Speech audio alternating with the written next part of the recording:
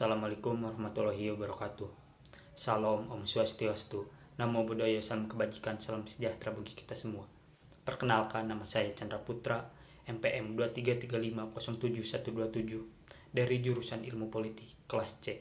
Di sini saya akan memenuhi tugas ujian tengah semester mata kuliah perbandingan politik.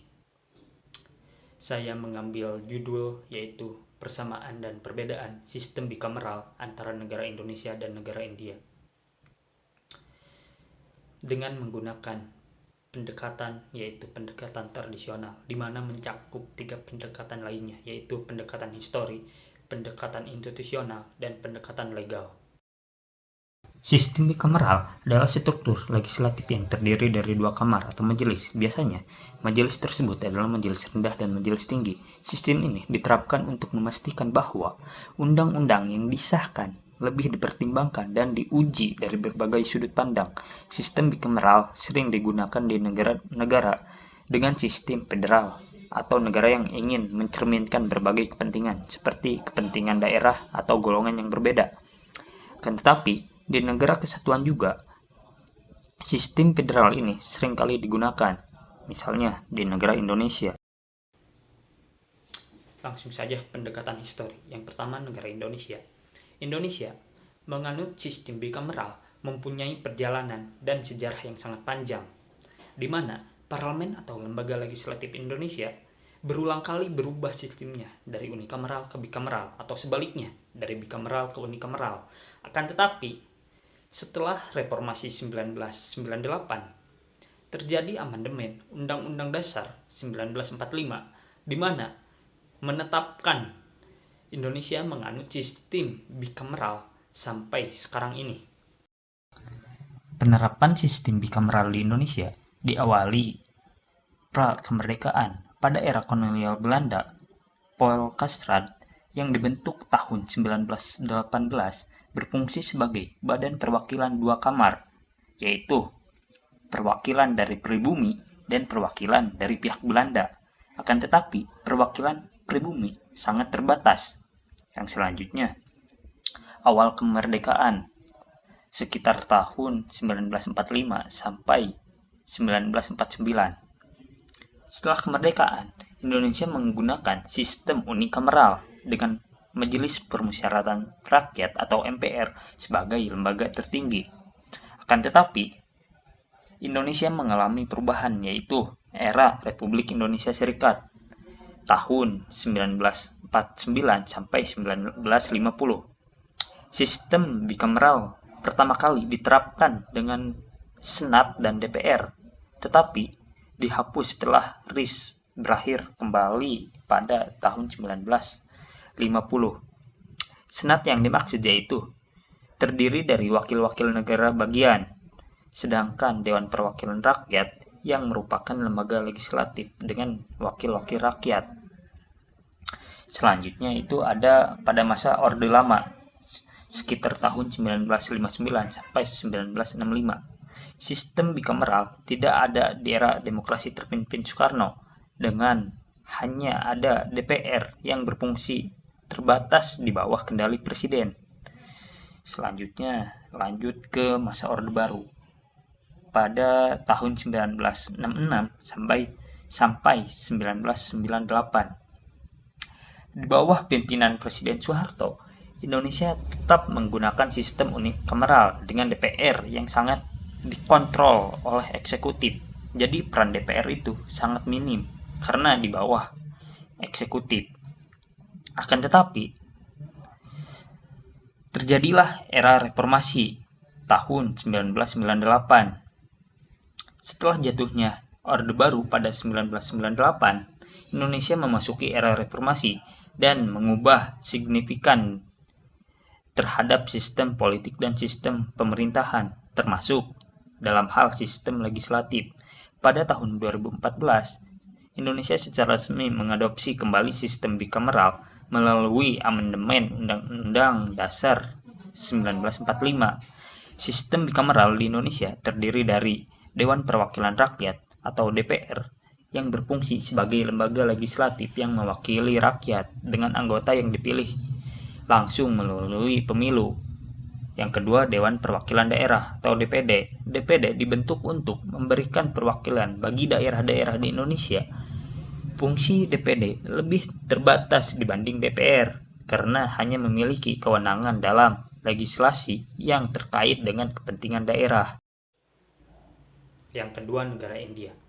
India menganut sistem bikameral dipengaruhi oleh sejarah kolonial dan perkembangan konstitusional negara tersebut. Sejak kemerdekaannya pada tahun 1947, India secara resmi menyatakan menganut sistem bikameral sampai sekarang ini.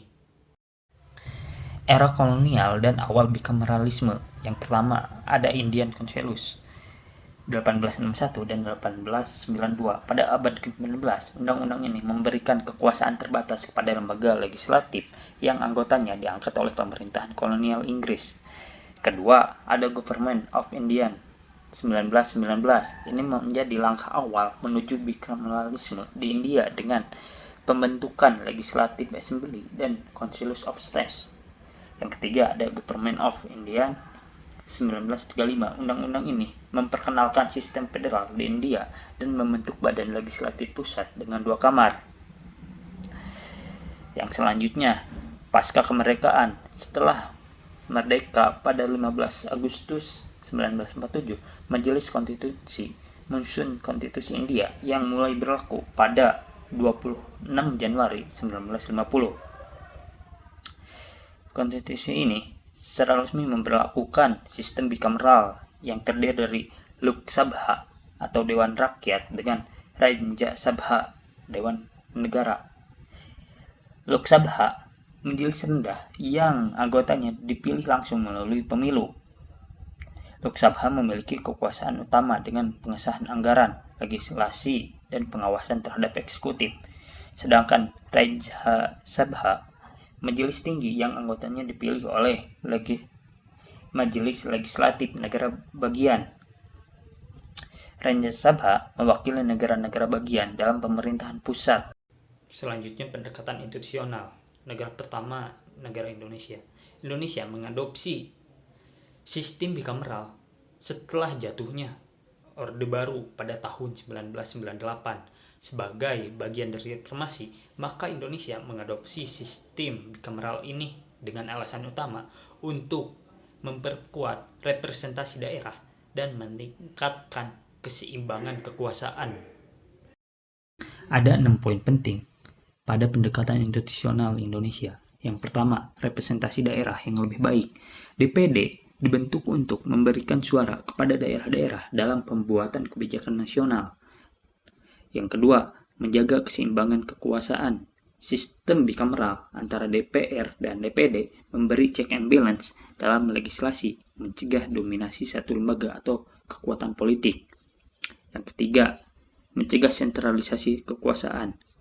Dengan adanya DPD, daerah bisa lebih terlibat dalam proses politik nasional, menghindari pengalaman masa lalu di mana kekuasaan terlalu tersentralisasi di pemerintahan pusat. Yang keempat, kompromi dalam demokratisasi. Sistem bikameral menyeimbangkan kepentingan nasional dan daerah dengan DPR fokus pada legislasi umum, sedangkan DPRD fokus pada isu-isu daerah. Yang kelima, mendukung stabilitas negara kesatuan. Sistem bikameral membantu memperkuat NKRI dengan memastikan keterwakilan daerah, mengurangi potensi konflik pusat dengan daerah. Yang terakhir, memperkuat proses legislasi. Sistem ini membuat proses legislasi lebih terstruktur dengan DPR fokus pada legislasi umum, sedangkan DPD memastikan kebijakan tidak merugikan daerah. Sedangkan negara India memilih sistem bikameral untuk memastikan keseimbangan kekuasaan, representasi yang adil, dan stabilitas dalam pemerintahan. Sama halnya seperti Indonesia, dalam pendekatan institusional juga India terdapat beberapa poin penting, diantaranya mencegah dominasi pusat. Dengan keberagaman budaya dan geografis penting untuk mencegah dominasi pusat, Rajya Sabha memberi forum bagi negara untuk mempengaruhi kebijakan nasional. Selanjutnya, representasi pusat dan negara bagian. Sebagai negara federal, India membutuhkan sistem yang memberi suara adil kepada negara bagian. Yang ketiga, warisan parlemen Inggris. Sebagai kelas koloni Inggris, India mengadopsi sistem parlemen bikameral dengan Rajya Sabha mirip dengan House of Lords dan Lok Sabha dengan House of Commons. Yang selanjutnya, check and balance. Sistem ini memastikan undang-undang yang dibuat lebih matang.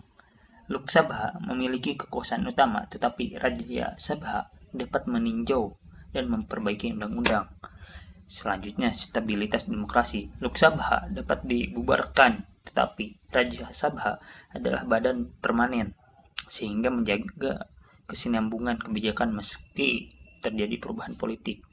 Yang terakhir, efisiensi proses keputusan. Meski lebih panjang, sistem bikameral memastikan undang-undang lebih matang, menghindari kesalahan besar dan konflik antara pusat dan negara bagian.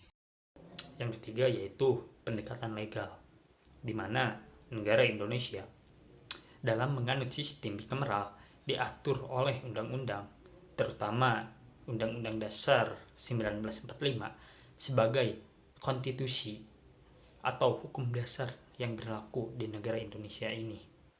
Sistem bikameral di Indonesia yang pertama diatur pada Undang-Undang Dasar 1945. Setelah amandemen sistem bikameral dengan pembagian DPR dan DPD, DPR bertugas menyusun undang-undang dan mengawasi pemerintahan, sedangkan DPD mewakili daerah dan memberikan pertimbangan terkait otonomi daerah. Yang kedua, Undang-Undang Nomor 17 Tahun 2014 mengatur rincian, fungsi, tugas dan wewenang MPR, DPR, DPD, DPRD.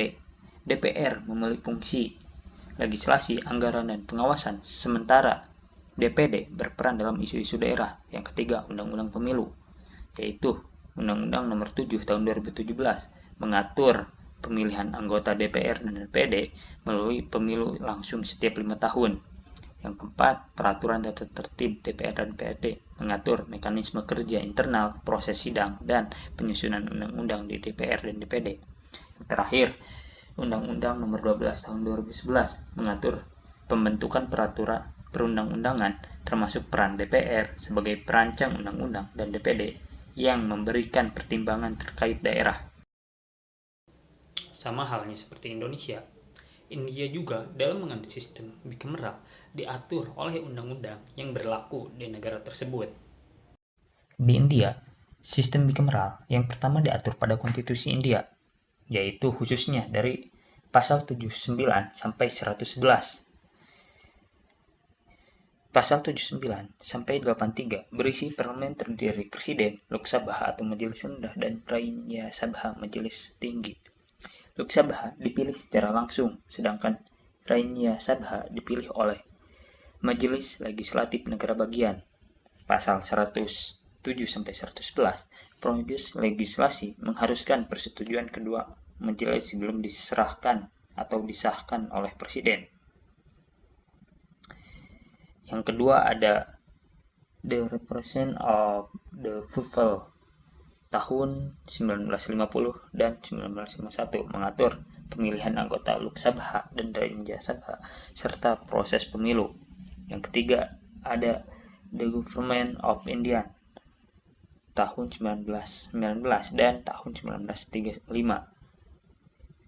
yaitu memperkenalkan sistem bikameral selama masa kolonial sebagai cikal bakal parlemen India.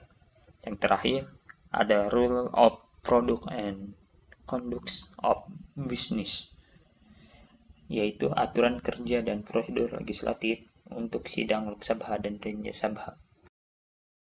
Setelah tadi saya memaparkan 3 pendekatan yang terdiri dari pendekatan histori, pendekatan institusional, dan pendekatan legal, kali ini saya akan memaparkan persamaan dan perbedaan sistem bikameral antara Indonesia dan India.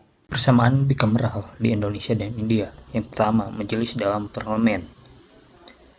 Di Indonesia disebut sebagai Dewan Perwakilan Rakyat dan Dewan Perwakilan Daerah, sedangkan di India disebut Lok Sabha atau House of the People dan Rajya Sabha atau Council of States. Kedua, peran majelis tertinggi sebagai perwakilan daerah. Majelis tertinggi di dua negara memiliki kepentingan daerah atau negara bagian. DPR di Indonesia mewakili provinsi di seluruh Indonesia, sedangkan Rajya Sabha di India mewakili negara bagian dan wilayah serikat. 3. Mekanisme pemilihan majelis rendah secara langsung. Majelis rendah di kedua negara dipilih secara langsung oleh rakyat melalui pemilu. DPR sama Lok Sabha sama-sama dipilih oleh rakyat melalui pemilihan umum. Yang keempat, peran utama majelis rendah dalam pembuatan undang-undang. Majelis rendah di kedua negara memiliki peran utama dalam proses legislasi dan pengawasan pemerintah. DPR di Indonesia memiliki fungsi legislasi, anggaran, pengawasan terhadap pemerintah, sedangkan di India Lok Sabha berperan dalam menyusun dan mengesahkan undang-undang, terutama terkait keuangan. Yang terakhir, peran peninjauan oleh Majelis Tinggi. Di Indonesia, DPD memberikan pertimbangan terhadap undang-undang terkait otonomi daerah dan isu-isu daerah, sedangkan Rajya Sabha di India membuat undang-undang dan memberikan rekomendasi meskipun kekuasaannya lebih terbatas dalam pengesahan rancangan undang-undang. Perbedaan sistem bikameral Indonesia dan India. Yang pertama meliputi nama dan komposisi majelis. Indonesia, majelis rendah disebut Dewan Perwakilan Rakyat, sedangkan majelis tinggi disebut Dewan Perwakilan Daerah. Sedangkan India, majelis rendah disebut Lok Sabha dan majelis tinggi disebut Rajya Sabha. Yang kedua, cara memilih majelis tinggi. Di Indonesia, anggota DPD dipilih oleh rakyat di setiap provinsi melalui pemilihan umum, sedangkan di India, anggota Rajya Sabha dipilih oleh anggota majelis legislatif negara bagian dan wilayah serikat. 3. Kewenangan majelis tinggi. Di Indonesia, DPD memiliki kewenangan yang terbatas dalam proses legislasi. DPD hanya berhak memberikan usulan dan mempertimbangkan terkait rancangan undang-undang yang menyangkut otonomi daerah. Sedangkan Rajya Sabha memiliki peran yang lebih signifikan dalam legislasi dibandingkan DPD Indonesia, karena ikut serta dalam membahas undang-undang umum meskipun masih kalah dominan dibanding Lok Sabha. Keempat, kekuatan majelis rendah dalam pengesahan undang-undang. DPR memiliki kekuasaan penuh dalam proses legislasi dan hanya memberikan rekomendasi atau pertimbangan isu-isu daerah tertentu. Sedangkan Lok Sabha memiliki kekuatan dominan terutama dalam majelis undang-undang keuangan, di mana Rajya Sabha tidak dapat mengubah, hanya memberikan saran. Yang kelima, durasi masa jabatan. Indonesia, anggota DPR dan DPD sama-sama dipilih selama masa jabatan 5 tahun, sedangkan India, anggota Lok Sabha dipilih untuk masa jabatan 5 tahun, dan anggota Rajya Sabha memiliki jabatan 6 tahun, dan sepertiga anggotanya dipilih 2 tahun. Yang terakhir, kehadiran presiden dalam parlemen. Indonesia, presiden tidak dianggap sebagai bagian dari parlemen, DPR ataupun DPD. Sedangkan di India, presiden India secara konstitusional dianggap sebagai bagian dari parlemen bersama Lok Sabha dan Rajya Sabha.